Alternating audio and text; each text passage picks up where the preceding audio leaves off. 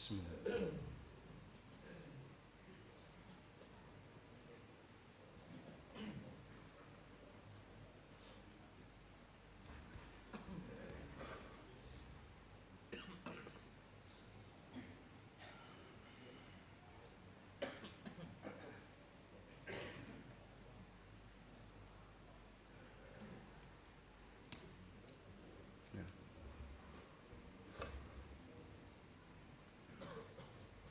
Assalamualaikum warahmatullahi wabarakatuh.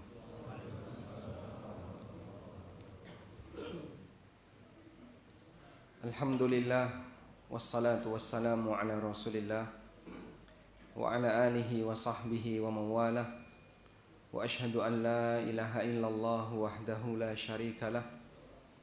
Wa ashhadu anna Muhammadan abduhu wa rasuluh sallallahu alaihi wa ala alihi wa sahbihi wa man tabi'al huda ila yaumil qiyamah. Alhamdulillah, puji syukur kita haturkan kehadirat Allah. Walaupun pagi ini diguyur dengan hujan, namun Allah Ta'ala berikan kita semangat untuk tetap mau melangkahkan kaki atau menggunakan kendaraan menuju masjid dalam rangka melaksanakan sholat subuh secara berjamaah. Baik, agar lebih maksimal, karena mungkin tempatnya yang kurang luas, boleh geser ke arah sebelah mana ini? Sebelah selatan ya. Sebelah kanan saya Pak, boleh Pak? Mungkin kasih jalan, yang di belakang itu mungkin geser Pak, dipandu. Silakan dibantu untuk geser.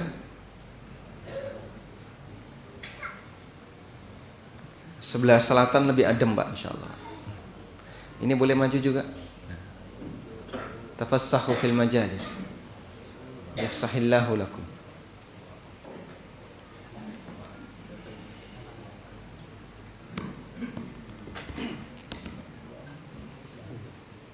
Alhamdulillah. Alhamdulillah.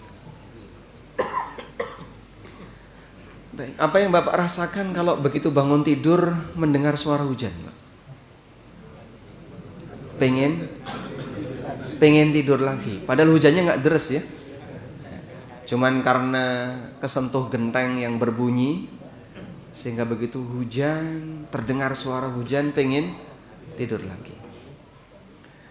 Seperti itulah kondisi manusia pada saat mereka ingin lebih malas dibandingkan melaksanakan kewajiban dia. Tapi alhamdulillah pagi ini kita bisa kumpul bareng. Semangat kita lebih kuat dibandingkan untuk bertahan malas. Mudah-mudahan ada nilai pahala yang lebih besar. Kita melanjutkan materi yang tadi malam, berkaitan dengan memperbaiki sisa hidup, memperbaiki ujung usia.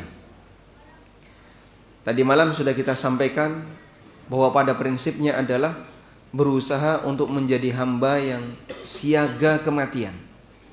Sebab yang namanya kematian tidak ada satupun manusia yang tahu.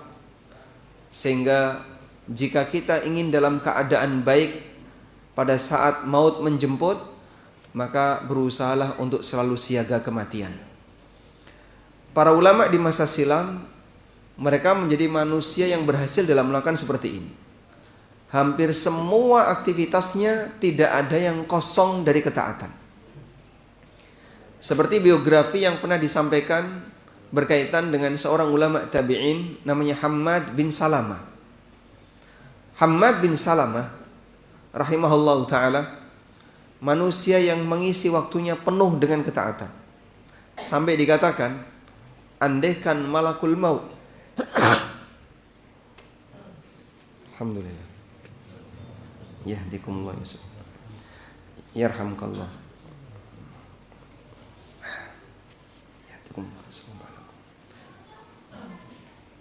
Saya ulang baik.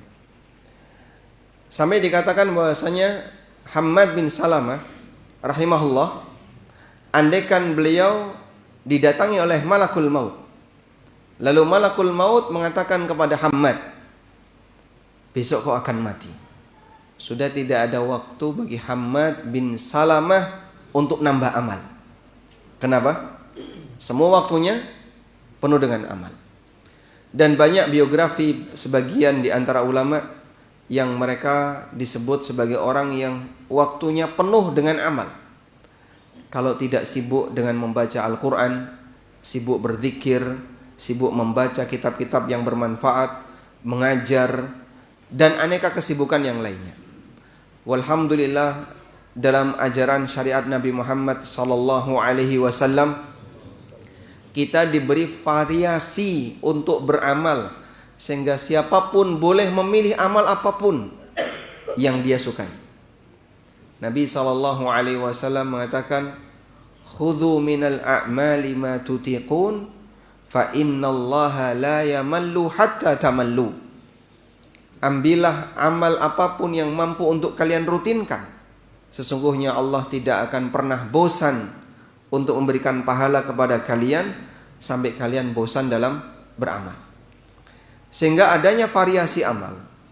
Ada yang bentuknya sholat, ada yang bentuknya baca Quran, ada yang bentuknya zikir, ada yang mendengarkan tausiah, ada yang bentuknya puasa, dan aneka amal yang lainnya, memberi kesempatan bagi hamba tidak bertahan pada satu amal. Karena terkadang ada sebagian orang yang bertahan pada satu amal tertentu membuat dia bosan. Akhirnya dia bisa pindah ke amal yang lain. Yang seperti ini tidak ada pada agama selain Islam. Sebagian agama, amal itu bentuknya hanya semedi saja. Hanya bertapa. Dia tidak punya pilihan amal yang lain. Di sebagian agama, amal itu bentuknya hanya A saja. Dia tidak punya pilihan yang lain. Tapi dalam ajaran syariat kita, Allah Subhanahu wa taala menyediakan kepada kita beragam amal agar seorang muslim bisa bergantian dalam melaksanakannya. Karena ketika dia bergantian dalam melaksanakan amal itu, maka hidupnya akan selalu terisi dengan aneka amalan-amalan. Baik. Kemudian muncul pertanyaan. Kalau kita diminta untuk siaga amal, dominan waktu kita manfaatkan untuk kegiatan selain amal. Dalam 24 jam, coba Bapak Ibu mengukur ya. Dipakai tidur berapa jam? Bapak tidurnya berapa jam? 5 sampai 6 jam. Ada yang lebih dari itu? Bapak tidur berapa jam? Sehari 7 sampai 8 jam. Kalau kita tidur sehari 8 jam, berarti sepertiga umur kita hilang. 24 jam, 8 jam adalah sepertiganya. Kalau kita dalam sehari tidur 8 jam, berarti sepertiga umur kita dipakai tidur. Kalau kita sehari tidur 6 jam, berarti seperempat dari umur kita dipakai tidur. Baik, kerja berapa jam? 8 jam. Olahraga? Setengah jam. Mancing? Nggak kenal jam. Jadi kalau kita mengukur kira-kira dalam waktu 24 jam yang dipakai untuk kegiatan ibadah berapa persen, Pak? Mereka yang mungkin tidak punya kegiatan ngaji di masjid seperti ini, dominan waktunya tidak berisi pahala. Alhamdulillah, ketika Bapak Ibu masih punya keinginan untuk bergabung dalam forum kajian, Anda tertahan di forum kajian ini selama kurang lebih 1,5 jam. Kalau dihitung berangkatnya, dihitung pulangnya, anggaplah misalnya kurang lebih sampai 2 jam. Alhamdulillah, itu bagi mereka yang masih mau ngaji, Pak. Mereka yang tidak punya kegiatan kajian, sholat jamaah hanya butuh setengah jam. Itu pun datangnya mepet komat. Begitu selesai salam, dia segera untuk pergi. Mereka tidak punya aktivitas sebagaimana orang masa silam. Maka dominan waktu kita gunakan kosong untuk ibadah. Baik. Namun Pak, kita kan butuh kerja. Dan banyak perkara mubah yang kita lakukan. Yang itu tidak mungkin kita tinggalkan. Yang jadi pertanyaan adalah, bisa enggak dalam posisi ketika kita sedang melakukan kegiatan yang mubah bernilai pahala? beribadah dengan yang mubah itu bisa atau tidak, Pak? Bisa? Contohnya apa? Sebutkan contoh beribadah dengan sesuatu yang mubah. Berniat membersihkan halaman. Halaman siapa? Halaman rumah. Bernilai ibadah atau tidak? Kalau diniatkan ibadah, bernilai ibadah. Nyapu bernilai ibadah, itu niatnya apa itu? Bersih-bersih masjid. Cuman masjid aja ya. Kerja bisa nggak bernilai ibadah? Kapan? Ketika diniatkan untuk ibadah. Baik. Coba sekarang kita lihat definisi ibadah. Syekhul Islam rahimahullah memberikan definisi ibadah. Ismun jami'un likulli ma yuhibbuhullah wa yarda minal aqwal wal af'al al-zahirah wal batinah. Istilah yang digunakan untuk menyebut semua perbuatan dan ucapan lahir maupun batin yang dicintai oleh Allah dan diridai oleh Allah. Saya ulang ya. Ibadah adalah istilah yang digunakan untuk menyebut semua amalan baik anggota badan maupun lisan, lahir maupun batin yang dicintai dan diridai oleh Allah. Sudah? Berarti kata kunci sebuah amalan itu terhitung sebagai ibadah apa, Pak? Dicintai dan diridai oleh Allah. Amalan apa yang dicintai dan diridai oleh Allah? Hukum dalam syariat itu ada 5. Boleh sebutkan? Hukum dalam syariat ada 5. Angkat tangan dulu. Wajib, sunnah, mubah, makruh, haram. Dapat hadiah panitia ya, nggak jadi. Baik. Ada 5 hukum tadi ya, mulai dari wajib sampai haram. Sudah? Berdasarkan definisi tadi bahwa ibadah adalah sesuatu yang dicintai oleh Allah, maka dari 5 hukum ini ibadah itu hanya ada 4 bentuk. Mengamalkan yang wajib, mengamalkan yang sunnah, meninggalkan yang makruh, dan meninggalkan yang haram. Sementara untuk yang mubah itu sifatnya pilihan. Dikerjakan boleh, tidak dikerjakan boleh. Berarti kan tidak ada nilai pahalanya. Karena sifatnya pilihan, tidak mungkin bernilai pahala. Dikerjakan silahkan, tidak dikerjakan silahkan. Berarti tidak ada nilai pahalanya. Maka tidak ada bentuk ibadah dengan sesuatu yang mubah. Wa man ta'abbada bil mubah waqa'a fil bid'ah. Siapa yang beribadah dengan sesuatu yang mubah, berarti dia telah melakukan amalan yang tidak ada tuntunannya. Sebagai contoh ya, kalau kita pakai peci hitam seperti ini, Pak, ada sebagian orang yang merasa saya kalau pakai peci hitam rasanya seperti rontok dosa-dosa saya. Salah atau benar kayak gini? Kenapa salah? Kenapa salah? Karena peci itu mau warna hitam, mau warna putih, mau biru, mau kuning, bebas. Ini adalah perkara yang mubah. Sehingga orang tidak bisa merasa bahwasanya dirinya sedang dapat pahala dengan melakukan yang mubah itu. Karena pada asalnya yang mubah ini sifatnya pilihan. Anda mau melakukan, mau tidak melakukan silahkan. Berarti ini bukan bentuk ibadah. Ibadah itu diperintahkan. Juga ibadah. Tapi mengamalkan atau meninggalkan yang mubah sifatnya bukan ibadah. Maka beribadah dengan yang mubah tidak bisa. Lah kalau kerja itu, Pak, hukum asal kerja apa? Hukum asal kerja mubah atau wajib? Mubah atau wajib? Atau sunnah? Wajib. Kenapa wajib?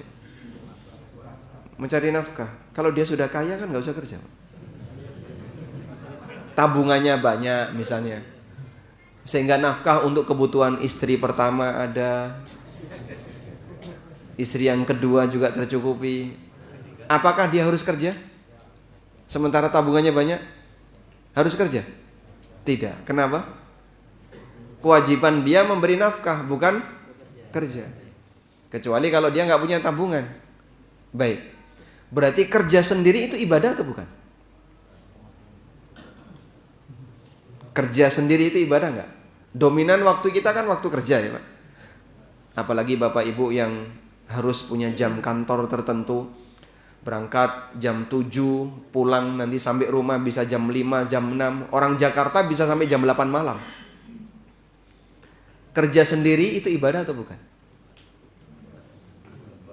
Mubah. Makanya bisa dilakukan oleh muslim maupun non-muslim. Baik, terus kapan ini bisa bernilai ibadah? Jawabannya satu kalimat ini. Sesuatu yang mubah bisa bernilai ibadah jika yang mubah itu digunakan untuk mendukung ibadah. Saya ulang ya. Sesuatu yang mubah bisa bernilai ibadah ketika hal yang mubah itu digunakan untuk mendukung ibadah. Sehingga bukan beribadah dengan yang mubah, tapi yang mubah ini digunakan untuk mendukung ibadah. Contohnya, kerja dengan tujuan mencari nafkah yang dia gunakan nafkah itu untuk memenuhi kewajiban dia. Maka kerja di sini statusnya ibadah. Contoh yang lain, ada orang tidur dengan tujuan biar nanti bisa sholat malam. Maka tidurnya bisa bernilai ibadah karena digunakan untuk mendukung ibadah. Sahabat Mu'adz bin Jabal radhiyallahu anhu pernah mengatakan, kuntu ahtasibu 'ala Allahi naumati kama ahtasibu 'alaihi qaumati. Aku mengharapkan pahala dari Allah dengan tidur yang aku kerjakan sebagaimana aku mengharapkan pahala dari Allah dengan tahajud yang aku kerjakan. Karena tidurnya Mu'adz diniatkan dalam rangka untuk bisa mendukung kegiatan ibadah. Kegiatan makan juga demikian. Baik. Orang ketika makan ada beragam tujuan yang dia miliki. Sehingga ketika misalnya bapak ditanya, kenapa kamu makan ini? Saya suka. Ya, ketika dia alasannya suka, berarti ada unsur dukung ibadah tidak? Mungkin tidak ada. Kenapa kamu makan ini? Ini selera saya. Kenapa kamu makan ini? Karena saya senang dengan makanan ini. Lain halnya kalau misalnya ada orang makan, bapak kok makan ini kenapa? Saya besok mau puasa mas. Sekarang loading karbo dulu. Dia makan misalnya jam 10 malam, makan banyak, khawatir nanti gak bisa sahur, sehingga dia loading karbo dulu dalam jumlah banyak jam 10 malam. Dengan niat besok puasa. Maka beragam niat seperti ini sesuatu yang mubah, berbeda-beda nilainya. Nah, sehingga dengan pemahaman ini memungkinkan seorang muslim untuk mengalihkan sesuatu yang mubah bernilai pahala. Dengan cara apa? Kendalikan niat. Innamal a'malu binniyat wa innama likulli imri'in ma nawa. Apa yang didapatkan oleh seseorang itu sejalan dengan apa yang dia niatkan.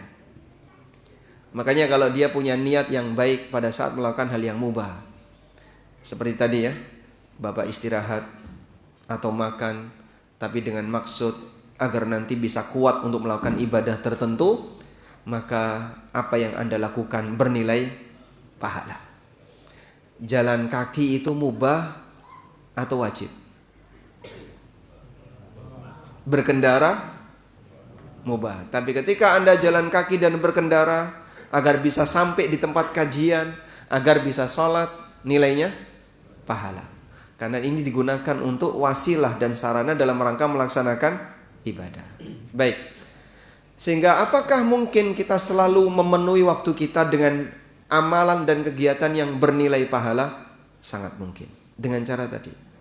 Mengatur waktu yang pertama. Yang kedua, pada saat Anda melakukan kegiatan yang sifatnya mubah, kendalikan niat. Apakah dalam melakukan yang mubah ini Anda punya kepentingan untuk mendukung ibadah atau tidak? Kalau ada, di saat itulah Anda bisa berpeluang mendapatkan pahala. Selanjutnya, beberapa penekanan berkaitan dengan amalan di ujung usia. Yang pertama adalah selesaikan semua hak orang lain, terutama kezaliman yang belum beres.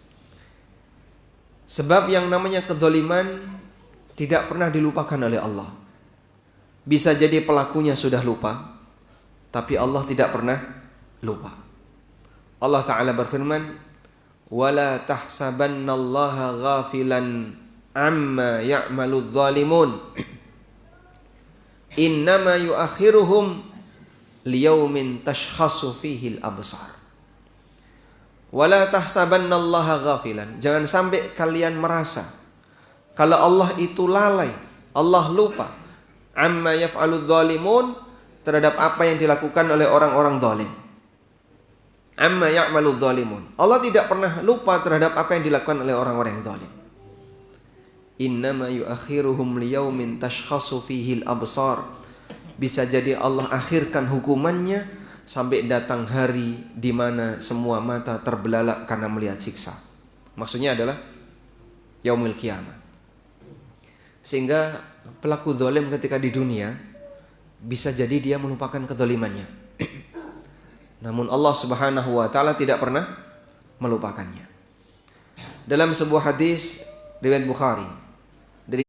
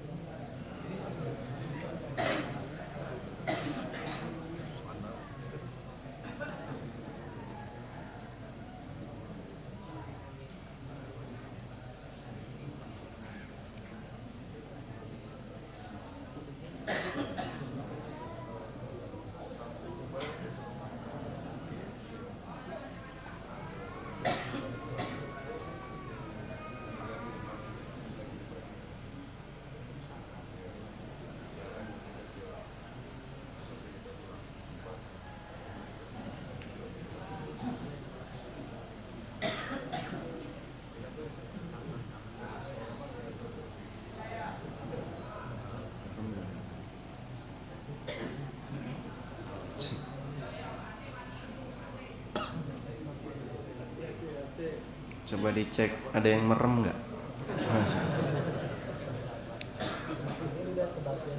Alhamdulillah. Tolong yang merem disenggol, Pak.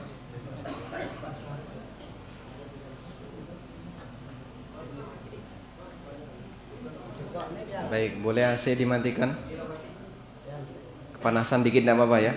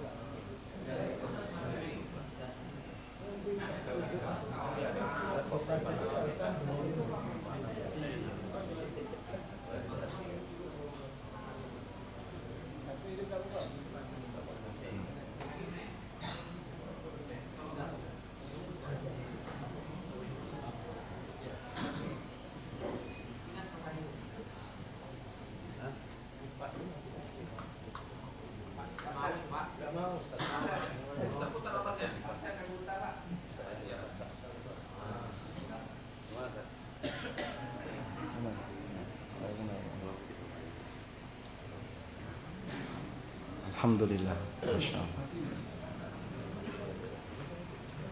Baik. Boleh fokus kembali? Nah, kita lanjutkan ya. Alhamdulillah wassalatu wassalamu ala Rasulillah.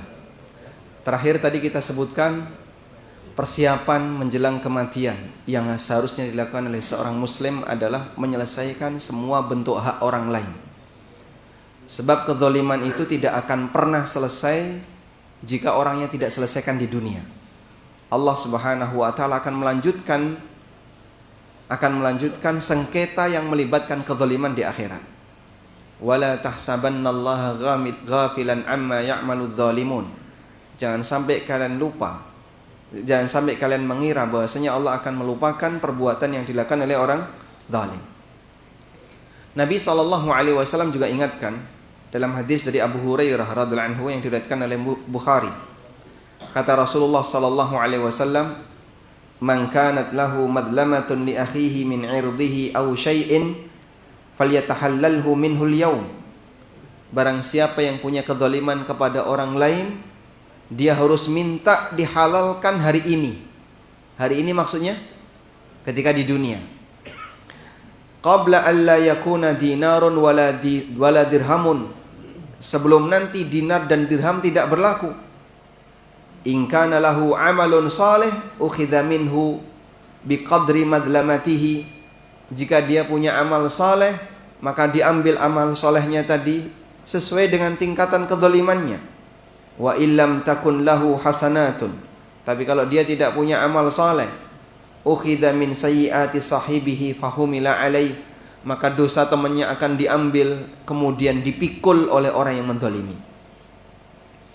Ketika di dunia banyak orang yang merasa kezalimannya udah beres, bahkan dia lupakan.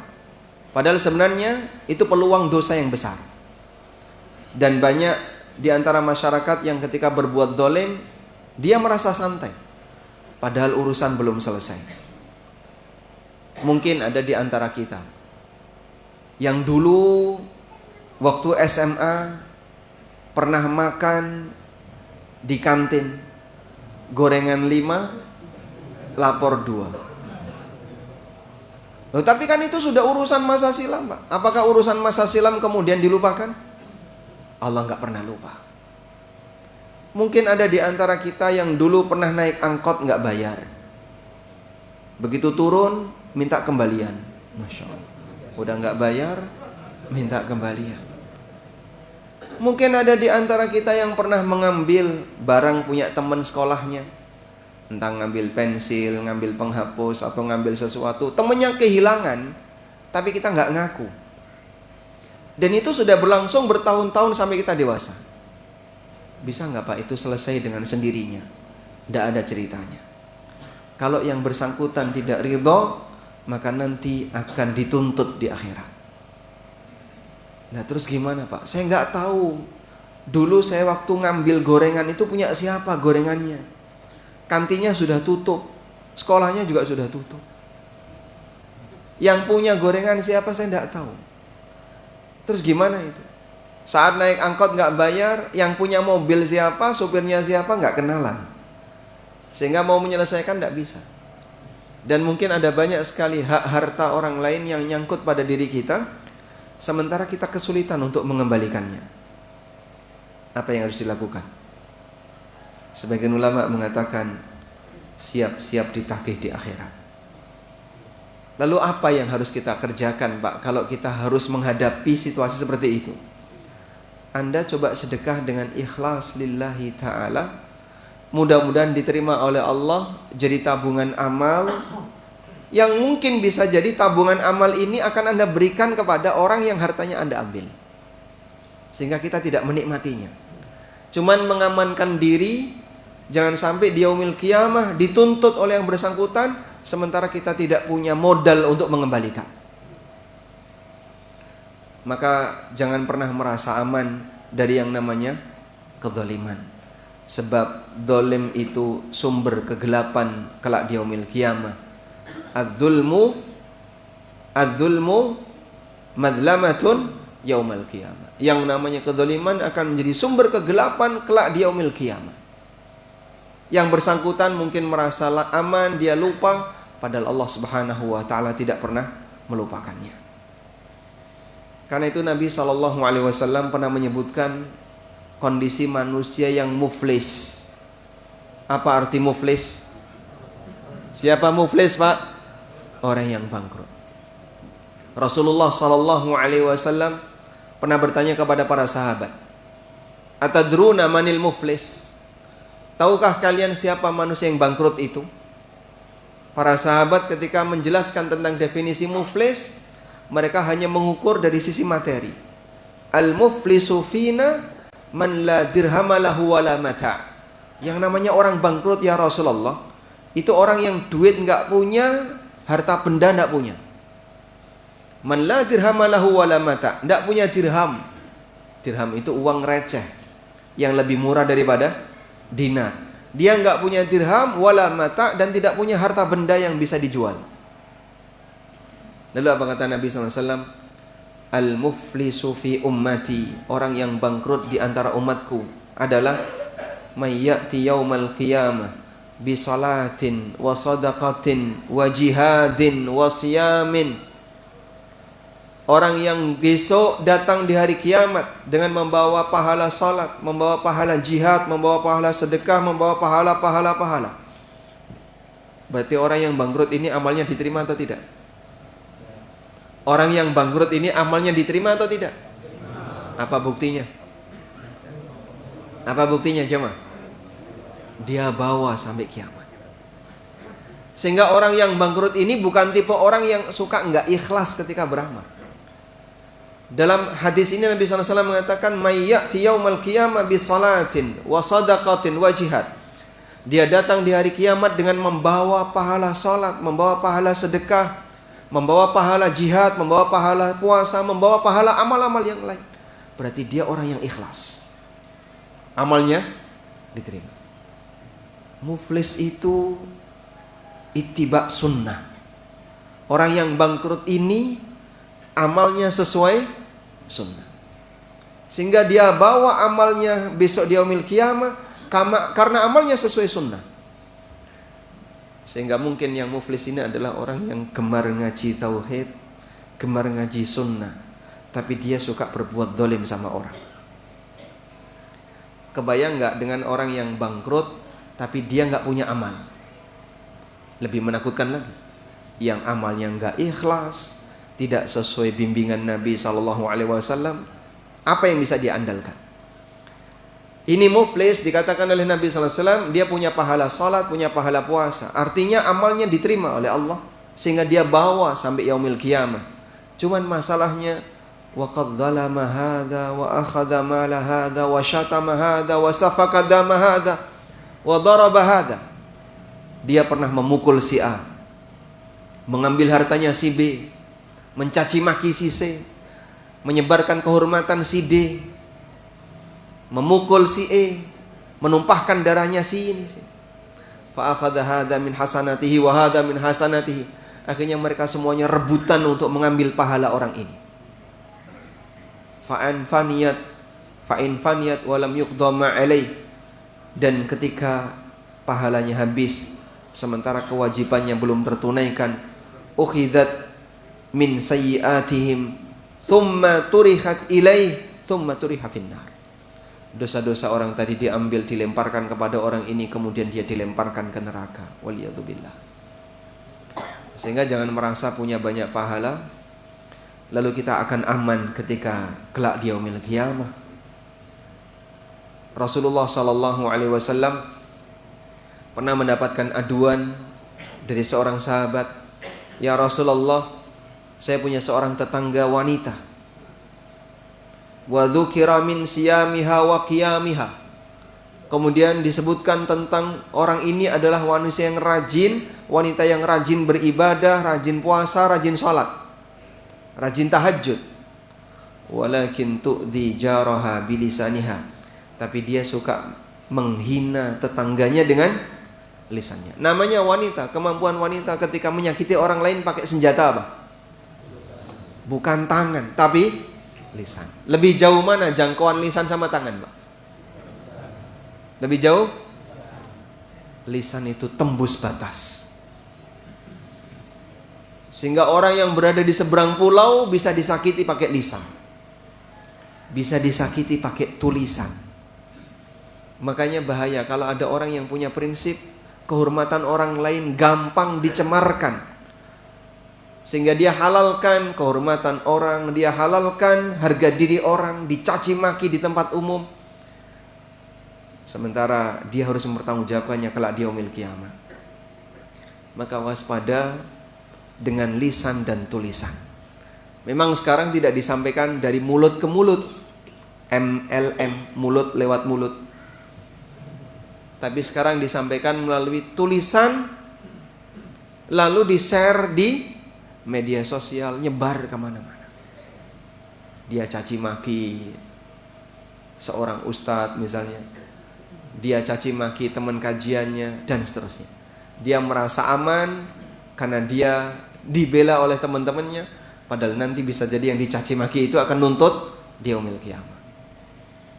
Maka Anda bisa bayangkan sahabat seperti Muawiyah bin Abi Sufyan radhiyallahu anhu, beliau akan memiliki pahala yang sangat banyak karena banyak sekali orang yang mencaci maki Muawiyah. Dan besok di yaumil qiyamah kita akan lihat siapa yang dibela oleh Allah, apakah Muawiyah ataukah penganut Syiah. Sebab yang paling banyak mencaci maki Muawiyah siapa? Syiah dan para penganutnya Syiah. Bahaya sekali yang seperti ini. Terutama orang yang dia punya kedudukan yang tinggi dalam masalah agama. Sebab alasan kenapa ghibah itu diharamkan oleh Allah karena adanya persaudaraan dilatar belakangi dengan iman. Ayuhibbu ahadukum ayyakula lahma akhihi maitan. Ketika Allah Subhanahu wa taala melarang praktek ghibah, Allah katakan gimana? Apakah kalian senang untuk makan bangkai saudaranya? Saudaranya maksudnya apa di sini? Saudara seiman. Sehingga haramnya ghibah dikaitkan oleh Allah Subhanahu wa taala karena orang ini punya iman. Maka saat Anda menggibah orang lain, bayangkan dalam diri Anda, yang kau gibah ini punya iman. Yang kau gibah ini di hatinya punya iman. Maka semakin tinggi imannya, dosa gibah makin besar. Semakin bertakwa orangnya, menggibah orang ini makin gede nilai dosanya. Sehingga antara gibah ulama dengan gibah orang biasa sama atau beda? Sama atau beda? Kenapa? Semakin tinggi nilai iman seorang hamba, menggibah orang ini dosanya makin besar. Karena itulah ulama memberikan peringatan, damul ulama masmumun, darahnya para ulama itu beracun. Sehingga kalau sampai ada orang yang melanggar seperti ini, nilai dosanya lebih besar dibandingkan ketika dia menggibah orang lain. Walaupun semua bentuk gibah hukumnya haram, tapi ketika sasaran gibahnya semakin bertakwa kepada Allah, nilai dosanya makin besar. Maka hati-hatilah dengan yang namanya mencemparkan nama baik orang lain. Kalau sampai ini tidak selesai di dunia, akan berlanjut sampai yaumil qiyamah. Selanjutnya jamaah, pada saat kita berinteraksi dengan tetangga kita, Pak, Anda hidup berumah tangga, punya lingkungan, punya tetangga. Pertanyaannya, lebih sering mana yang Bapak Ibu lakukan? Menggibah tetangga atau mendoakan tetangga? Misalnya saat Bapak bersama dengan istri Bapak, lalu menggibah tetangga. Yang biasanya mulai gibah itu suami atau istri? Yang biasa memulai perbincangan gibah itu suami atau istri? Istri. Istri Bapak kayak gitu, Pak? Sabar Pak ya. Baik. Sehingga saat misalnya makan bareng dengan istri, kemudian tiba-tiba nyinggung tetangga sebelah kanan, nyinggung tetangga sebelah kiri, nyinggung tetangga depan, nyinggung tetangga belakang, Masya Allah. Dan tidak pernah ada habisnya. Hari ini tetangga kita jadi objek gibah, besok tetangga kita jadi objek gibah, besok lagi jadi objek gibah lagi. Gantian. Dalam satu kampung dipetani satu-satu. Sementara kita tidak pernah mendoakan kebaikan bagi mereka. Punya tetangga, Mas? Punya. Pernah nggak berdoa kepada Allah? Ya Allah, ampuni tetangga saya sebelah kanan. Ampuni tetangga saya sebelah kiri. Pernah, Pak? Doa kayak gitu pernah, Pak? Nggak pernah. Menggibah tetangga pernah. Sehingga mereka jadi korban gibah kita, sementara kita tidak pernah memberikan hadiah berupa doa kepada mereka. Padahal mereka muslim. Mereka ada iman di hatinya. Coba sesekali Bapak Ibu misalnya, Anda berdoa kepada Allah. Ya Allah, ampunilah tetangga-tetanggaku yang sebelah kanan, sebelah depan, kanan, kiri, belakang. Sebagai bentuk hadiah yang Anda berikan untuk mereka. Memohon kepada Allah Subhanahu wa ta'ala agar mereka diampuni dosanya.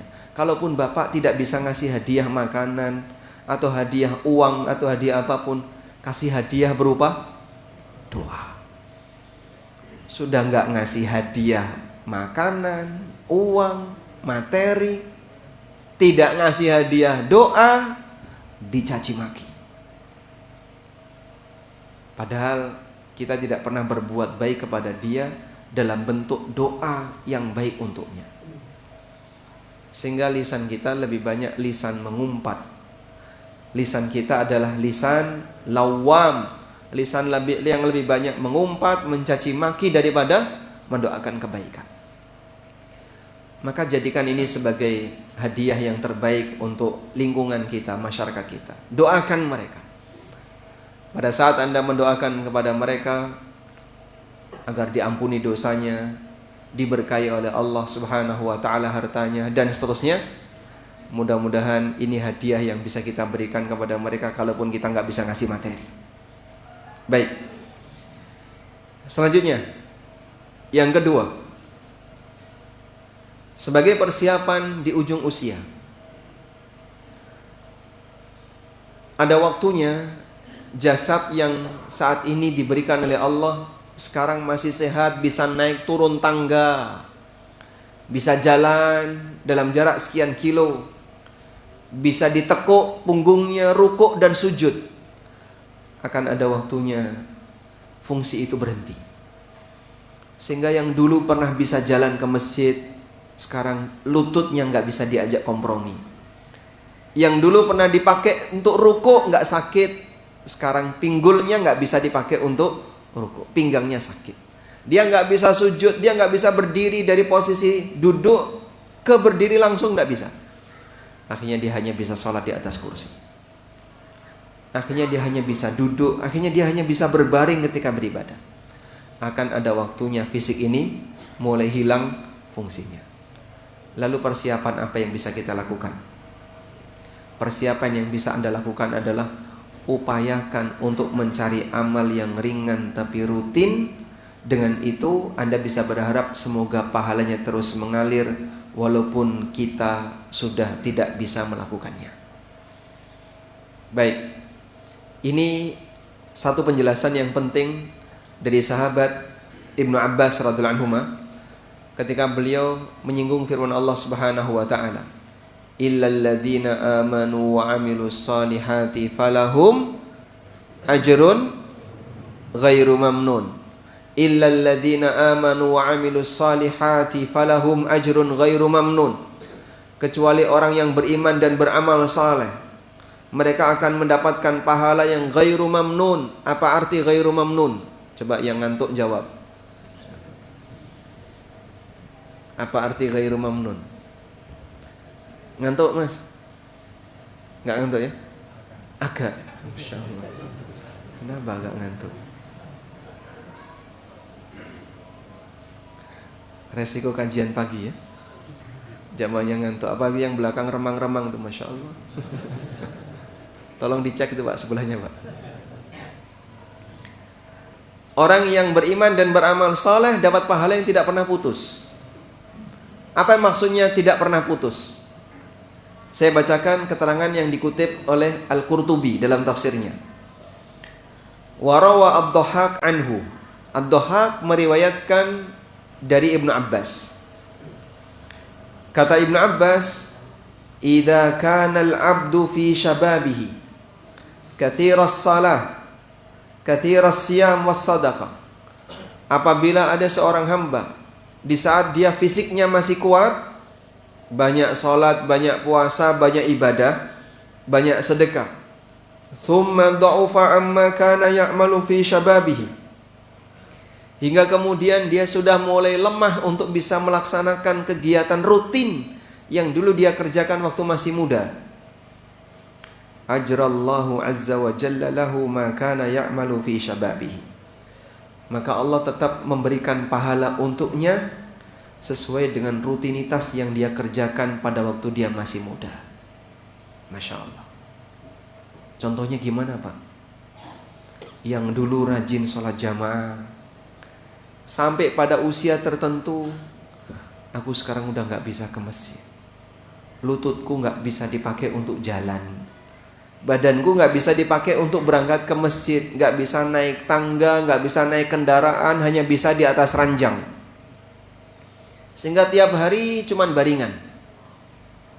Maka orang ini karena dulu punya kebiasaan amal saleh, pahalanya tidak putus. Allah tetap mengalirkan pahala untuknya sampai yang bersangkutan meninggal dunia. Yang dulu dia pernah sujud dengan meletakkan muka sebagai anggota badan paling mulia sejajar dengan kaki, untuk menunjukkan ketundukan dia kepada Allah Subhanahu wa taala. Tapi ada waktunya nggak bisa ditekuk Mas sekarang. Kalau saya sujud nggak bisa bangun. Kalau saya sujud pinggangnya sakit. Sekarang saya hanya bisa duduk. Maka rutinitas dia sujud ketika itu, meletakkan wajahnya sejajar dengan kakinya, tetap mengalir pahalanya. Dulu saya bisa berangkat kajian tiap pekan, bahkan tiap hari. Sekarang sudah tidak bisa. Allah tetap mengalirkan pahala untuknya. Maka tidak ada yang rugi bagi setiap mukmin dalam keadaan ketika dia tidak mampu mengerjakan, tapi niatnya enggak putus. Niatnya enggak putus. Pahalanya terus mengalir. Disitulah ada sebuah ungkapan, niyatul mu'min khairun min amali. Niatnya seorang mukmin itu lebih baik daripada amalnya. Sebab sepanjang niat enggak putus, maka yang bersangkutan pahalanya terus berjalan. Makanya seperti tadi malam kita rencanakan kajian sampai jam 8. Namun karena suasana tidak memungkinkan, jamaah sudah basah semuanya. Depan belakang juga basah. Tadi malam ada yang pingsan enggak? Kehabisan oksigen? Enggak ada ya? Alhamdulillah. Baik. Sehingga mungkin kita enggak kuat untuk bertahan tadi malam. Akhirnya diputuskan, sudah selesai isya, selesai. Jamaah bubar. Tapi niat kita sampai jam berapa? Sampai jam 8. Mempertahankan niat dibatalkan karena keadaan, ini tidak menghilangkan nilai amal. Sehingga seorang mukmin tetap bisa melakukan amal saleh dengan niat yang dia miliki. Ada satu cerita. Sudah pernah dengar ceritanya belum? Oh, belum. Jadi ada seorang bapak yang usianya 60-an tahun, baru daftar haji reguler. Masya Allah. Antri berapa lama di Jambi? 30 sampai 30 tahun. 30 tahun haji reguler ya. Dia bayar 25 juta untuk mendapatkan porsi haji reguler, yang kurang lebih antrinya 20 sampai 30 tahun. Maka anaknya merasa sayang banget itu duit 25 juta nganggur. Sehingga anaknya menyarankan kepada bapaknya, ambil sajalah Pak, itu duit. Toh bapak sudah usia 60-an sekian, apa bapak mau nunggu 30 tahun ke depan? Nyampe Pak umurnya kira-kira Pak? Dengan prediksi dia berarti kurang lebih di usia 90 atau usia 80 haji. Dalam keadaan sudah demensia misalnya. Kemarin sempat ada kritikan dari pemerintah Saudi untuk Indonesia. karena korban yang meninggal dominan Indonesia. Sehingga pemerintah Arab Saudi, kalian ngirim mayat ke negara kami. Ini yang berangkat, Masya Allah. Karena haji di Indonesia itu punya prinsip ramah lansia. Kayak masjid ramah anak. Kalau masjid ramah anak, kalau haji ramah lansia. Sehingga yang berangkat yang usianya 70-an ke atas, 80-an ke atas, yang sudah demensia, sudah pikun, haji Pak. Pesawat sudah terbang, ada yang mau keluar. Mau kemana? Pitikku durung dikeimangan. Saya belum ngasih makan ayam. Subhanallah. Ya wallahu a'lam apakah dia bisa haji atau tidak dalam kondisi hilang akalnya. Baik. Tapi dalam keadaan tadi, sang bapak sudah disarankan oleh anaknya, sudahlah Pak, batalkan saja. Toh bapak juga nggak ada kesempatan untuk bisa berangkat lebih cepat, karena harus ngantri dalam kurun waktu yang demikian panjang. Tarik saja itu duit 25 juta, kan bisa dipakai untuk modal usaha. Apa kata bapaknya? Saya nggak mau. Saya akan tetap pertahankan 25 juta itu. Saya nggak mau narik. Kalaupun saya mati sebelum berangkat, maka saya mati dalam penantian. Mati menantikan ibadah. Nggak ada yang sia-sia. Sehingga dia tidak membatalkan niatnya. Buktinya apa? Tetap siaga. Uangnya tidak dia tarik, pendaftaran dia tidak dia batalkan, dia tidak membatalkan niat. Dan kalaupun mati sebelum kesampaian amal, maka dia mati dalam keadaan sedang menantikan amal. Wa minhum man qadha nahbahu wa minhum may yantadhir. Kondisi para sahabat itu dikatakan oleh Allah dalam Al-Qur'an, sebagian di antara mereka ada yang sudah menunaikan amalnya, harapannya, wa minhum may yantadhir, dan sebagian di antara mereka masih nunggu harapannya. Ayat ini menggambarkan semua sahabat Nabi itu punya cita-cita mati syahid. Yang kita kan jarang punya harapan seperti itu, Pak ya. Semua sahabat itu punya keinginan mati syahid. Wa minhum man qadha nahbah, sebagian di antara mereka ada yang sudah terwujud harapannya mati syahid. Wa minhum man yantadhir, dan sebagian di antara mereka masih nunggu giliran mati syahid. Wa ma baddalu tabdila, dan mereka tidak pernah mengubah niat itu. Mereka tidak pernah mengubah dan menggeser harapan itu. Ini masjid. Butuh dana berapa ini? Berapa? 7,5 M. 7,5 meter ya. Insyaallah. 7,5 miliar. Sekarang yang sudah terkumpul berapa? 1 M, 1/7. Ada harapan selesai berapa lama? Setahun setengah. Insya Allah Jambi gampang ya. Banyak tambang kan? Tarik tambang. Untuk narik material kan mudah. Baik. Saya pernah ngalami panitia bangun masjid. Ini di kampung asli saya ya, di Lamongan. Itu dari mulai bangun sampai selesai, saya coba ngitung itu. Awal mula proyek itu dikerjakan, saya SMP kelas 1. Sempat ikut kerja bakti nurunin bis. Tahu bis Pak ya? Karena dia harus reklamasi laut, nurunin bis ke laut. Saya sempat ikut waktu itu. Saya waktu itu masih SMP. Sampai saya kuliah dan bahkan punya anak itu belum selesai. Sehingga takmirnya yang dulu sudah mati. Sudah meninggal dunia. Sudah ganti takmir. Maka ada kondisi di mana perjuangan yang butuh waktu yang panjang terkadang sampai ganti orang. Kita break dulu, lampunya mau dihidupkan. Baik. Genset mati, kita ganti listrik. Alhamdulillah.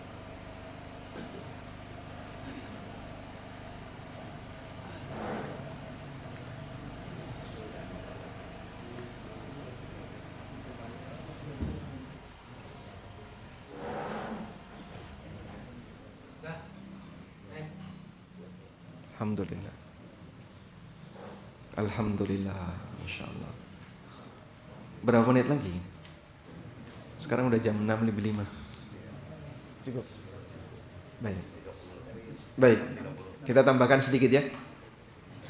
Maka mungkin kita tidak tahu sampai berapa lama Masjid Makmur Halimah yang insya Allah akan kita dirikan dengan desain yang lebih bagus, bisa memuat berapa orang kira-kira? 400, bisa memuat 400 orang. Semoga nanti bisa jadi lebih cepat. Kalaupun misalnya ya, sampai di sini terjadi pergantian pengurus, misalnya. Di sini kan ada banyak daftar yang tertulis ya. Mungkin ada di antara mereka yang meninggal dunia sebelum masjidnya jadi. Ada Pak Irian Hadi, ada Pak Zul Akmal, bukan menyebut nama calon mayit ya, bukan ya? Dan masih banyak yang lainnya. Mereka yang sudah punya tekad kuat untuk mendirikan sebuah amal saleh bersama, mungkin belum sampai selesai sudah meninggal. Ada di antara mereka yang sudah menunaikan cita-citanya, dan ada di antara mereka yang masih menunggu wa ma baddalu tabdila, dan mereka tidak pernah mengganti niatnya. Nah, amal soleh seperti ini kalau kita rutinkan, nanti pada saat posisi fisik kita sudah capek, sudah lemah dan seterusnya sehingga tidak bisa melakukannya, pahalanya terus mengalir. Yang terakhir, yang ketiga, di posisi penghujung usia, hindari yang namanya sengketa. Dalam setiap sengketa yang kita lakukan akan jadi beban dunia dan akhirat. Sebab kita tidak tahu siapa yang akan dibela oleh Allah Subhanahu wa taala ketika kita menghadap Allah di yaumil qiyamah. Enggak jaminan kita akan dimenangkan di pengadilan akhirat. Maka hindari sebisa mungkin yang namanya sengketa. Berantem itu capek enggak, Pak? Capek. Sengketa capek enggak? Capek. Insyaallah. Bolak-balik. Sudah berapa lama menikah? 12 tahun. Bapak sudah berapa lama nikah? Belum nikah, Masya Allah. Boleh ditaruh di sini? Sudah berapa lama nikah? 22 tahun. Pernah berantem nggak dengan istri? Sering, Masya Allah. Ini pengalaman kita bersama ya. Capek nggak ketika berantem? Capek. Dan kondisi yang berantem seperti ini, capek seperti ini diulang di akhirat. Kalau nggak selesai ketika di dunia. Karena itulah Imam Asy-Syafi'i rahimahullah pernah mengingatkan dalam sebuah pesan. Tulis pesan ini ya. Qala Syafi'i rahimahullah, bi'sazad ilal ma'ad al-udwanu 'alal ibad. Bi'sazad ilal ma'ad al-udwanu 'alal ibad. Sudah ditulis? Oh, belum. Oh, udah terjemahnya. Imam Syafi'i mengatakan, sejelek-jelek bekal menuju akhirat, sejelek-jelek bekal menuju akhirat adalah permusuhan dengan anggota masyarakat. Makin banyak musuh, makin berbahaya nasibnya di akhirat. Makanya kalaupun gesekan, milih ngalah lebih baik. Sampai Nabi SAW ngasih janji, ana za'imun bi baitin fi rabadil jannah liman tarakal mira wa in kana muhiqqa. Aku jamin seseorang bisa mendapatkan rumah di tengah surga bagi siapa yang sanggup meninggalkan sengketa walaupun dia berada di posisi yang benar. Sebab ngalah itu bukan kalah.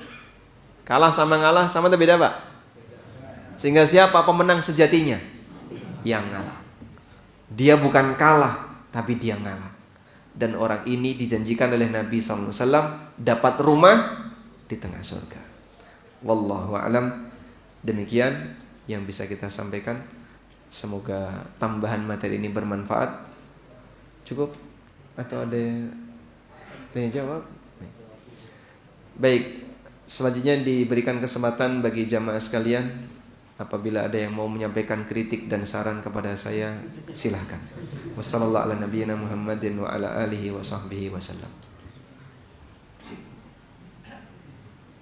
Ya, jazakumullah khairan Ustaz. Silakan Bapak Ibu yang punya tabungan, mungkin tabungan pertanyaan. Jangan berpikir kami minta tabungannya untuk bangun masjid. Ya, tapi ya kami berharap bersama bahwa kita bisa mendonasikan sebagian daripada rezeki kita untuk pembangunan masjid kita ini. Selanjutnya silakan Bapak Ibu, bagi yang punya pertanyaan silakan diajukan ke Ustaz. Insyaallah ada hadiah ya Ustaz ya. Insyaallah. Insyaallah. Ya, ini ada hadiah untuk pertanyaan yang terbaik mungkin ya Ustaz. Silakan Ustaz diatur. Ini kayaknya angkat tangan dari itu. Insyaallah. Kasih hadiah ini. Ini nggak tahu rokok merek apa ini. Bukan rokok ini. Haromain Dahab, parfum. Sudah jawab belum? Nggak jadi. Waalaikumsalam warahmatullahi. Saya ini punya motor King. Punya motor King. Ya, kan suaranya cempreng. Iya. Asepan gitu Ustaz. Iya. Kira-kira itu ganggu orang apa menzolimi orang? Kira-kira ganggu orang atau mendolimi orang? Ya. Menurut Anda ganggu nggak? Saya ganggu. Ustaz. Ganggu. Karena asapnya sering ngebul. Asap. Kan kalau belakang kan sering keganggu mungkin. Ganggu asap sama suara ya. Yes. Baik. Kalau Bapak yakin ganggu, jadi alat ukur untuk meyakinkan ganggu atau tidak, coba di belayer didengerin, Pak. Ketika Bapak merasa wah kayaknya ini ganggu tetangga, maka ya jangan dipakai yang seperti itu caranya. Berarti gimana Pak? Pasti ganggu Pak. Berarti motor King kayak gini ditaruh di tengah hutan. Dipakai ngejar macan. Baik. Dan wallahu alam, saya juga nggak tahu kenapa orang yang punya kendaraan dengan suara yang gede itu biasanya suka ngegas. Ya? Gasnya mesti kan lebih kenceng, Mbak. Jadi dia kalau karakternya itu pengen selalu ngebut, pengen selalu ngegas. Tujuannya apa? Biar suaranya didengarin. Bahkan di lampu merah pun ngegas terus dia. Betul kan, Mbak? Personelnya dibuat kosong, terus dia ngegas. Ngapain orang seperti ini? Kalau bukan ingin ganggu orang. Sehingga dia yang di atas motor merasa bangga, samping motor keganggu. Dan kadang jalan cuma 10 meter itu dibuat ngebut. Cuma 10 meter Pak, habis itu ngerem, terus dikosongin prosnelengnya, kemudian dia ngegas. Ini apa-apaan? Dan mohon maaf Pak ya, yang namanya kendaraan itu bisa mempengaruhi kondisi batin. Artinya begini, Bapak naik motor kecil Pak, motor apa misalnya, motor matic yang kecil, dengan Bapak naik motor gede, perasaannya sama atau beda? Hah? Beda. Apa perasaan yang dirasakan oleh orang yang nunggangi motor gede? Bangga. Sombong atau bangga? Beda tipis ya. Tergantung ngajinya di mana. Kalau di MBI enggak ini. Wallahu a'lam. Subhanallah. Sehingga kadang harga motor ini lebih mahal daripada mobil. Dia lebih milih motor daripada mobil. Karena kebanggaan. Dilihat banyak orang, wow motornya gede, suaranya gede, ya, jaketnya gede, sepatunya gede. Terus dia keliling kemana-mana hanya untuk mengejar satu buah kulineran, Insya Allah. Rombongan, bareng-bareng. Ya kalau sekiranya mengubah suasana batin, sebaiknya tidak dilakukan. Sebab bangga dengan dunia itu tercela. Wa farihu bil hayatid dunya wa mal hayatud dunya illa mata'. Mereka bangga dengan kehidupan dunia padahal itu hanya kenikmatan sementara. Nabi SAW menjaga tawadhu. Nabi SAW menjaga tawadhu. Maka jadilah hamba yang tawadhu di hadapan Allah Subhanahu wa taala dan tawadhu kepada makhluk. Karena orang yang tawadhu karakter para nabi. Wallahu a'lam. Selanjutnya, Boleh tukar buku tak, Ustaz? boleh tukar.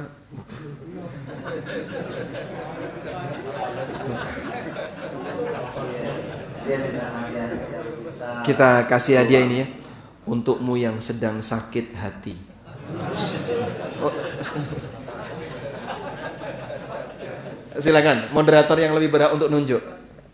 Ya, Bapak yang di belakang. Yang mana? Bu? Bagaimana upaya kita?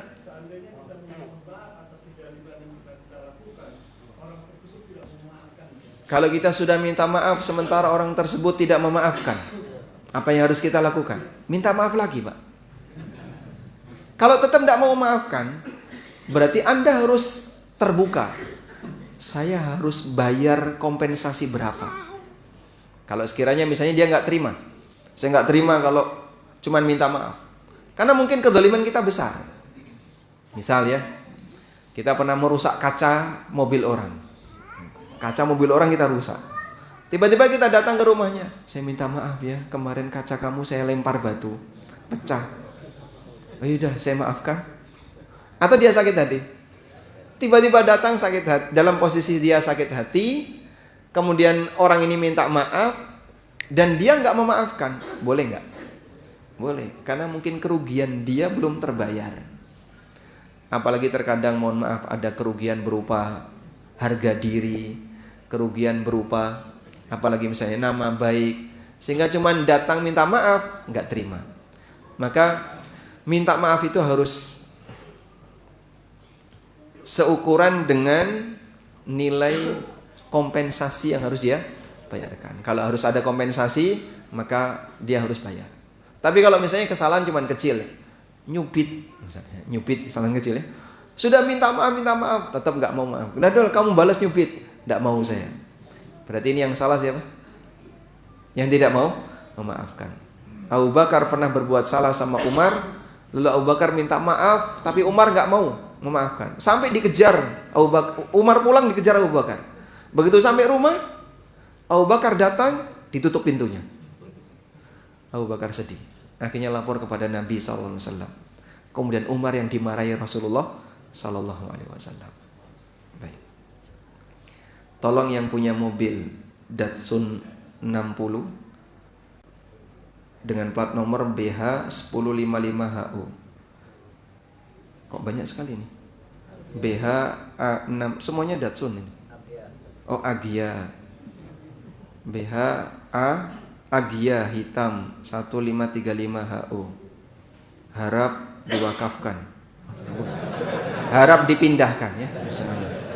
Karena ada mobil warga yang mau keluar. Kalau tidak segera dipindahkan, diwakafkan begitu. Baik, dapat hadiah Bapak? Silakan. Ditunjuk aja. Ya. Waalaikumsalam warahmatullahi.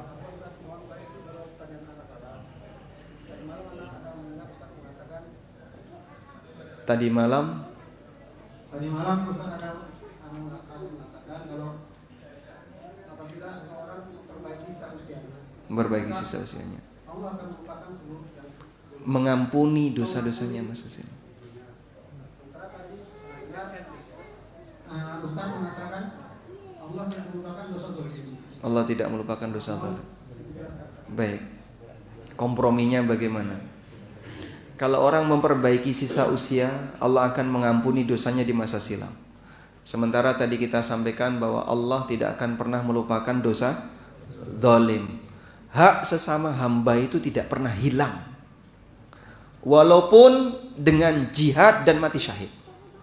Seorang sahabat datang kepada Nabi SAW, ya Rasulullah, ara'aita law kutiltu fi sabilillah aghfirali. Ya Rasulullah, kalau aku terbunuh di medan jihad, apakah dosaku diampuni? Jawab Nabi SAW, na'am, wa anta muqbilun ghairu mudbirin muhtasibun sabir. Ya, dosamu akan diampuni selama kau terus maju, tidak mundur, dan bersabar ketika menghadapi musuh. Berangkat dia. Begitu sudah sekian langkah dipanggil Nabi SAW. Sebentar, illad dain, kecuali satu, utang. Qala li Jibrilu anifan, baru saja Jibril membisikkan kepadaku. Sehingga orang ini ikut jihad, mati syahid di medan jihad. Pahala ini tidak bisa menghilangkan utang. Maka hak sesama hamba tidak pernah hilang. Sedangkan yang tadi malam kita sampaikan bahwa orang kalau memperbaiki diri di akhir hayatnya, maka dosa-dosa dia di masa silam akan diampuni. Ini berkaitan dengan dosa hamba kepada Allah, seperti minum khamr misalnya, atau berbuat zina, atau melakukan praktek riba yang sifatnya saling ridho, tidak ada unsur kezaliman. Yang seperti ini bisa hapus dengan perbaikan diri di akhir hayat. Wallahu a'lam. Baik. Selanjutnya. Dapat Pak. Ya, kepada yang tengah. Langsung aja enggak apa-apa. Terkait ibadah haji, misalnya umur kita 30 tahun. 30 tahun. 25 juta. Itu bagusnya kita tetap daftar aja dengan estimasi kita berangkat di umur 60 tahun. Iya. Atau duitnya kita tarik buat kita umroh, karena kan kalau nggak salah saya dengar pahala ibadah saat muda itu kan lebih baik daripada usia tua. Pahala ibadah saat muda lebih baik daripada usia tua. Juga misalnya ada orang tua kita sekitar umur 60 tahun baru mau dapat haji, sebaiknya kita arahin misalnya duitnya pas-pasan, Iya. misalnya kita arahin daftar haji masih berangkat 80-90 tahun, atau kita saranin untuk umur aja. Nah. Baik. Beliau bertanya tentang di usia masih muda, misalnya usia 30 tahun. 30 tahun itu muda atau tua? Muda ya. Dulu sahabat di usia 20-an tahun mereka sudah banyak karya ya. Baik.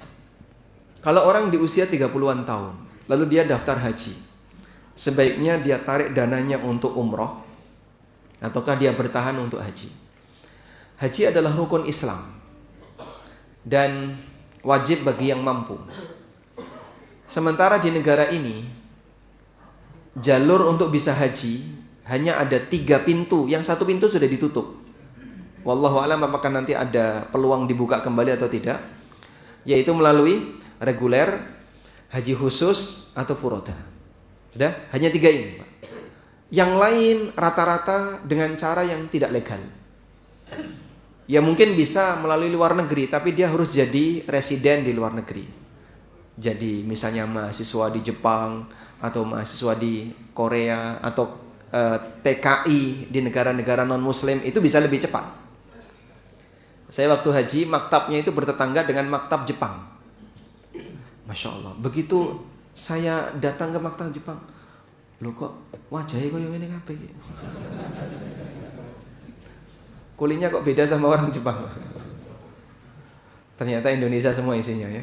Yang orang Jepang paling cuma 3 atau 4 orang. Sisanya Indonesia semua. Tapi pakai visa Jepang. Sehingga kuota Jepang yang dia manfaatkan. Alhamdulillah. Sehingga banyak negara-negara kafir yang ngisi kuotanya itu kaum muslimin Indonesia. Ini bukti bahwa saya muslim Indonesia itu semangat hajinya luar biasa. Melebihi negara-negara yang lain. Artinya begini, ini kuota Jepang, ini kuota Korea, itu tidak diisi orang Pakistan atau orang Turki atau orang dari Arab, tidak. Yang ngisi Indonesia. Berarti ini salah satu bukti orang Indonesia itu punya semangat haji. Alhamdulillah. Sehingga antrian di negara kita panjang sampai puluhan tahun. Lalu gimana Pak? Ya adanya cuman itu. Anda mau milih jalur mana lagi? Tidak bisa. Itu Pak ada visa-visa, ada dakhili, ada apa lagi? Dan seterusnya, saya tidak sarankan. Visa amil, visa ziarah, dipakai haji, tidak sarankan. Itu pelanggaran semua. Itu pelanggaran. Jadi kalau mau melakukan haji, lakukanlah yang normal, dengan cara yang wajar, tidak melanggar aturan. Karena ini mau ibadah. Maka kalau mau ibadah, gunakan cara yang tidak melanggar. Jangan sampai mau ibadah maksiat dulu. Dan sesuatu yang tidak normal pasti sogok, Pak. Tanyakan sama yang dakhili itu, penyelenggaranya. Pasti dia nyogok itu, Pak. Cuman mereka sembunyikan identitas seperti itu. Sebab yang nggak normal itu pasti bayar. Dan bayarnya bukan bayar resmi ya, tapi bayar ke oknum. Makanya kalau orang mau ibadah tapi dengan cara maksiat dulu seperti itu, ya wallahu a'lam apakah bisa diterima atau tidak sebagai ibadah. Kalau sah mungkin sah ketika dia jalankan semua rukun, syarat dan wajibnya haji. Cuman apakah diterima atau tidak, ya ini beresiko. Wallahu a'lam. Baik, selanjutnya. Ya, Belum terjawab yang Bapak. Pertahankan.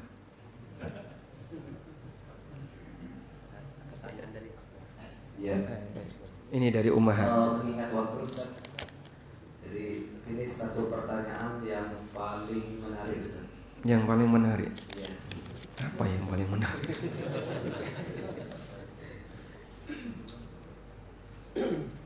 Satu pertanyaan lagi Ustaz, untuk kita selesai. Assalamualaikum warahmatullahi wabarakatuh. Waalaikumsalam warahmatullahi wabarakatuh. Apakah jika kita sebagai perempuan sedang merasa lelah dengan kehidupan, lalu kita berdoa jika kematian itu lebih baik, maka bolehkah kita berdoa seperti itu? Mohon agar dipercepat kematiannya. Dan berikan kami nasihat untuk bertahan di dunia yang sosial media dan flexing sangat mempengaruhi hidup kami. Nah, Nabi SAW melarang orang berharap mati lidurrin yusibuhu, disebabkan karena dia merasa hidupnya nggak enak. Sehingga kalau orang merasa dia punya banyak masalah, dia punya banyak musibah, mungkin gesekan dengan suaminya membuat dia nggak betah, masalah dengan lingkungannya membuat dia nggak betah, dan seterusnya. Dan aneka masalah yang lain, termasuk misalnya karena menderita kemiskinan, menderita penyakit, dan seterusnya. Dilarang keras oleh Nabi SAW untuk minta kematian. Sebab belum tentu kematian itu lebih baik baginya. Bagi seorang mukmin, adanya tambahan umur peluang bagi dia dapat pahala. Tapi Pak, saya sakit. Sakit apanya? Saya nggak sembuh-sembuh, Pak. Ketika Bapak nggak sembuh-sembuh sakitnya, Ibu sakit menaun nggak sembuh-sembuh, sabar menambah pahala enggak? Menghapus dosa, merontokkan dosa, dan meningkatkan derajat. Maka Anda beramal dengan bertahan sakit. Dan dulu sebagian sahabiat dan sebagian sahabat juga demikian, mereka lebih milih sakit sampai mati. Sehingga dia mengakhiri hidupnya dengan punya amal sabar. Ini husnul khatimah. Karena dia punya amal sabar. Jangan dikira Pak, mereka yang sakit kemudian opnam di rumah sakit sampai mati, amalnya apa orang ini? Cuman adegan ranjang saja tiap hari ya. Cuman tiduran aja di ranjang. Jangan dikira, mereka punya amal sabar. Dan dia mengakhiri hidupnya dengan sabar. Ada seorang sahabiat datang kepada Nabi SAW, mengadu kepada Rasulullah SAW karena kena penyakit ayan. Jadi kalau sudah ayan tuh sampai dia lepas bajunya sehingga terbuka auratnya. Ya Rasulullah, doakan agar Allah menyembuhkanku. Dikasih dua pilihan oleh Nabi SAW. Kalau kau mau, aku bisa doakan dan kau sembuh. Dan kalau kau mau, kau bisa bertahan dan kau dapat surga. Pilih mana dia? Pilih yang kedua. Sahabat wanita ini pilih yang kedua. Baik ya Rasulullah, kalau begitu aku bertahan, aku sabar sampai mati. Sehingga dia milih sakit sampai mati. Karena tidak semua orang sakit itu solusinya harus sembuh. Terkadang solusinya bertahan sakit sampai mati. Maka wanita ini lebih milih yang kedua. Namun ya Rasulullah, tolong doakan agar ketika penyakitku kambuh, aku tidak membuka auratku. Didoakan oleh Nabi SAW. Sehingga penyakitnya tetap ada, tapi yang bersangkutan tidak geser dari sabarnya. Seorang sahabat yang buta, dan beliau doanya mustajab, Sa'ad bin Abi Waqqas. Didatangi oleh banyak orang untuk minta didoakan. Sampai ada orang datang. Wahai Syekh, engkau banyak mendoakan orang lain agar mereka mendapatkan kebaikan. Tapi kenapa Anda tidak berdoa kepada Allah agar disembuhkan penglihatannya? Kemudian dia sampaikan, wahai keponakanku, sesungguhnya aku lebih suka seperti ini untuk menghapus dosaku. Sehingga ada sebagian di antara mereka yang lebih milih bertahan sakit sampai mati. Termasuk juga bertahan miskin sampai mati, bertahan untuk tidak bergeser dari kondisi dia yang mungkin melarat ketika hidup di dunia. Tapi musibah itu tidak selamanya. Memang melarat, nggak enak, tapi tidak selamanya. Ada dua kemungkinan. Allah yang mencabut musibah itu, atau yang kemungkinan yang kedua, akhir dari musibah itu adalah kematian. Dan ketika dia mengakhiri musibah dengan kematian dan dia tetap bersabar, maka husnul khotimah, karena dia membawa amal sabar. Sehingga mungkin saya sarankan doanya jangan minta mati ya. Tapi doanya minta agar diberi kesabaran. Allahumma afrigh alaina sabra, ya Allah limpahkanlah kesabaran kepada kami. Wallahu a'lam, demikian, semoga bermanfaat. Wassallallahu ala nabiyyina Muhammadin wa ala alihi wa sahbihi wasallam. Baik, ini ada beberapa hadiah. Yang kesini belum pakai parfum. Oh banyak, Masya Allah. Ada berapa orang? 1, 2. Oh banyak, beda. Ini panitia aja yang bagi nanti. Mungkin dibagikan kepada yang nggak pakai parfum. Ini juga sama ya. Hah? Kan tadi sudah dapat hadiah. Oh, minyak wangi. Hah? Pertanyaan satu aja, gimana panitia?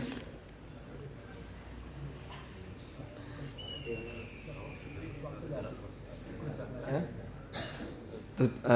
Boleh nanti jam 8? Iya. Insyaallah Di waktu di Al-Muqarrab lagi banyak. Oke, lebih jauh dikit nggak apa-apa ya. Baik. Yang nggak dapat warisan dari bapaknya. Oh banyak. Bapak usia berapa? Baru 65. Ada lagi yang nggak dapat warisan? Usia berapa? 50. Ada lagi? 63. Baik, 65 yang pemenangnya. Masya Allah.